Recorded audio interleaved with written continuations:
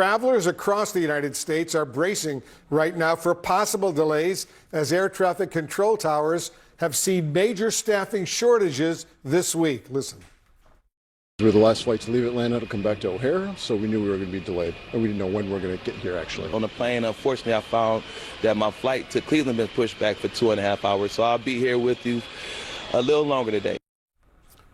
Air traffic controllers are considered essential workers, so they're required to work without pay during the government shutdown. But Transportation Secretary Sean Duffy says more controllers are calling out sick.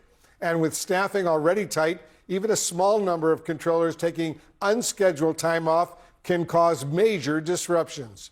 Joining us now from Reagan National Airport, just outside of Washington, D.C., is CNN's Pete Muntean. Pete, you know this issue. Just how bad are these shortages, and how much is that impacting flight delays right now? Well, we're not totally out of the woods just yet, Wolf, on day 8 of the shutdown, and the Federal Aviation Administration is holding a planning teleconference, a conference call in about an hour's time. We know that Newark Approach Control, a facility that has been plagued by problems and staffing shortages for months now, was a concern earlier today during the morning shift because of short staffing. That has now dropped off the list, although on Tuesday we saw so many air traffic control facilities on the list of concern by the FAA that we typically don't see on the list. We're talking Houston, Dallas, Boston, Indianapolis, Philadelphia. And then there were the really big staffing problems, the delays at some of the country's busiest airports. At Chicago O'Hare, there was a ground delay program put in place. About a quarter of all flights delayed at Chicago O'Hare yesterday, a huge hub for American Airlines and United Airlines. Also at Nashville International Airport, the approach control facility there had to close down for about 5 hours, and the slack picked up by the control tower and the center facility in Memphis because of that.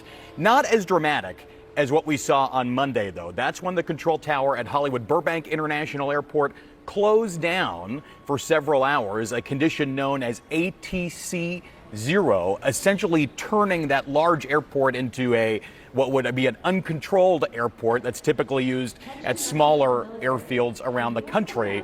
I want you to listen now to NATCA Union President Nick Daniels. He says this is not part of some coordinated sick out, but you have to remember that 11,000 air traffic controllers are working without pay essentially right now in this government shutdown. There's already a nationwide shortage of air traffic controllers, and just a few of them, a handful of them calling out sick, can have an outsized impact. Listen. Politicians are the only people that can end a shutdown. What you're going to see is the stress, pressure, and fatigue that air traffic controllers have to contend with, the very difficult world of managing this system already critically staffed and then wondering where our pay is going to come from and having that steady stream of income. That's the impact that I'm worried about. Transportation Secretary Sean Duffy insists that flying is safe right now, and the Federal Aviation Administration will put into place these delays in case of a decrease in safety. They have to make it safe by putting into place these delays. By the way, air traffic controllers got their last full paycheck just this last Tuesday. Next Tuesday, they get one more paycheck, but it's a partial paycheck for work they have already done before the government shutdown begins. That'll be their last one, Wolf. Yeah, it's day 7 of this government shutdown. It's only going to get worse if it goes on day after day after day. Pete Muntean, thank you very, very much. Pete's over at Reagan National Airport. All right, so more airports are expected to see short staffing again today. Staffing shortages caused Nashville's air traffic control tower to go dark last night. And it's one of the many airports across the country where the shutdown's impact is being felt. At Chicago O'Hare, flights were delayed by up to 40 minutes yesterday. We knew we were going to be delayed, and we didn't know when we were going to get here, actually. On the plane, unfortunately, I found that my flight to Cleveland been pushed back for 2.5 hours, so I'll be here with you a little longer today. I know there's been some instances of planes coming really close to each other, or having to circle, or things getting delayed, and I'm on a work trip right now, so it concerns me about being safe and also about getting home. Joining us now to discuss Democratic Congresswoman Hillary Scholten, a member of the House Transportation and Infrastructure Committee. Thanks so much for being here. Thank you so much for having me. Now, one thing I'll say is that the Transportation Secretary, Sean Duffy, he has been out there. He has been on top of this, even going back to some of the flight collisions and things like that. Here is how he is kind of framing what's going on. I want you to hear it. And again, Burbank, 0 controllers came to work. I don't support that. They should come to work. They're supposed to come to work. But this is they didn't miss a paycheck yet. So why aren't they coming to work? I mean, it's only been 6 days. So, well, the paycheck, the pay cycle ended yesterday, right?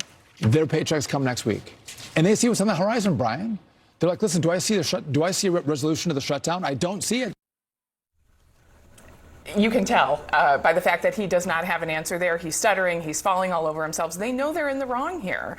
This administration needs to reopen the government so that the American people can get back to business as usual. I flew in yesterday and we experienced delays. The holidays are coming up. This is going to continue to impact the American But is the pain the point for Democrats? Meaning, the more it looks like disarray, the more you were able to say, look, this is their fault. Absolutely not. This government shutdown is about fighting for a budget that the American people deserve and fighting for health care. The Republicans control all 3 branches of government. They could reopen the government today if they did one thing that 78% of the American people support, and that is continuing to extend the ACA tax credits. You hardly get to a place of unanimity like that among the American electorate, yet 78% of the American people support it. So why wouldn't we fight for something that the American people want? But do you hear any murmurings of a conversation? We heard the president sort of allude to the idea that Democrats are talking. Do you know anything? Look at what the president said yesterday. He knows this is a big deal.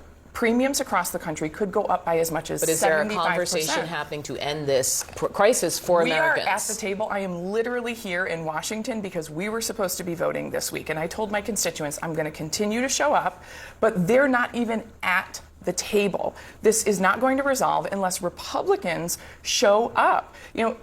Respectfully, they're acting like children. I'm the mother of 2 boys, and my kids have better respect for the rules of negotiation, right? They need to be at the table, and they need to be talking about the ways that we can get this done. Does it help to have someone like Marjorie Taylor Greene speak up for health care subsidies? It helps to have anyone speak up for advocating for affordable health care for the American people. And certainly, you're seeing them in disarray. They're scrambling. The president is talking about addressing health care. Marjorie Taylor Greene is talking about addressing health care. 78% of the American people are talking about addressing health care. Why wouldn't we do this? Well, you're making it sound easy, but we're still at a standstill. So we certainly are, but Republicans, again, I wish we had as much power as they think we have and are trying to hand over to us, but they control all 3 branches of government. Under what iteration of the facts, are we responsible for opening the government? It's just simply a matter of fact.